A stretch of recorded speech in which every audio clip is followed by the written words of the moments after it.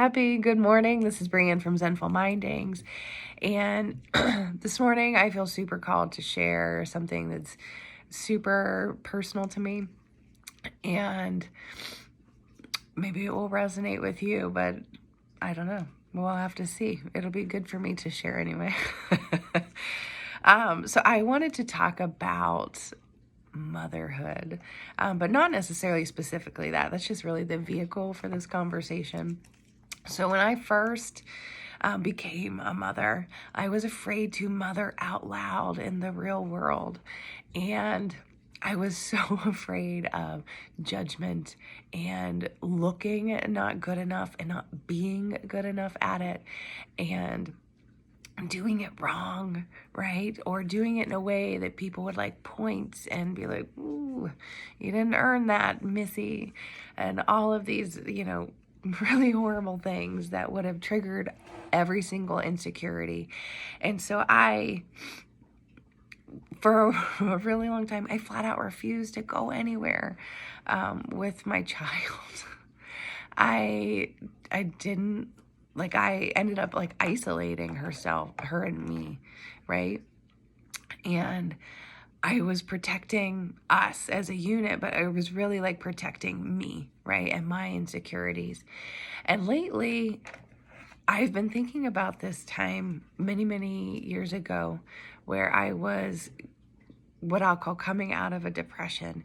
And I had this thought to myself that was part of that, waking up after for me, or, coming back into life, if you will. And it was that the whole time I had been protecting myself from the world, right? I was isolating and insulating and protecting. I had also really been robbing the world of myself, right? Of the light that I can offer. And that really hit me much differently back then. It was a strong pull. And I realized why I have been thinking about that so much now, because the same thing is happening, though the circumstances look different, right? I have been insulating and isolating and trying to protect in this very small pocket of space these insecurities that I have, under the guise of this is what's best for me and my daughter and for my own personal mental and emotional wellness. But at the same time, it's also robbing the world of that experience, right? And I realized that I was forgetting the most important part, maybe not the most important part, but an important part to the healing process, right? Like when you get a cut on your skin and you have this Band-Aid on it, you're isolating it, you're protecting it, keeping all the bad stuff out. But there comes a time where you have to take the Band-Aid off, right? Where it is not fully healed. And we're scared to take the Band-Aid off, especially if we think it's going to hurt, right? But also because that new skin or that healing process that's still going on, it's tender. And if you bump it, you poke it, it's going to still hurt, right? It's super sensitive. And it's still vital, though, that we take it off, right? We have to expose it to the world. We have to let it scab over, because that's part of the healing process to grow the new skin, right? That's part of what our bodies are equipped to do and how they are programmed to manage the healing process. And if we don't let it do that, then we are really robbing that new skin of its ability to toughen up in being exposed and to interacting with the air and the outside world and all of the things that accompany that. And can't we say that that's also true of our emotional healing? When I think about why I was so scared, excuse me, to be a mother out loud, there's so many reasons that I could go into that are not necessarily important for this conversation, but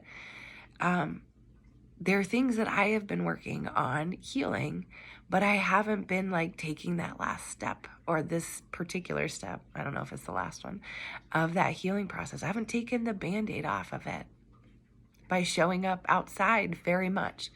And I will say, over the years of being a mom, that it's gotten better. I've definitely taken I would call them more than baby steps, but I have taken these steps that I felt were really big for me at the time, but now I feel called to do bigger, to do better. And I'm not sure exactly what that looks like, and I don't want to attach an expectation to it, but I do know that it is time to share that, and it is time to live out loud in all my realities.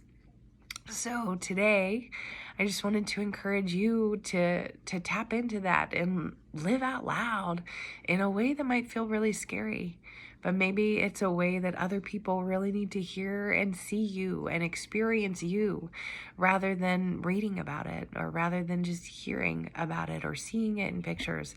You know, can we let other people experience the fullness of ourselves, the fullness of our wholeness?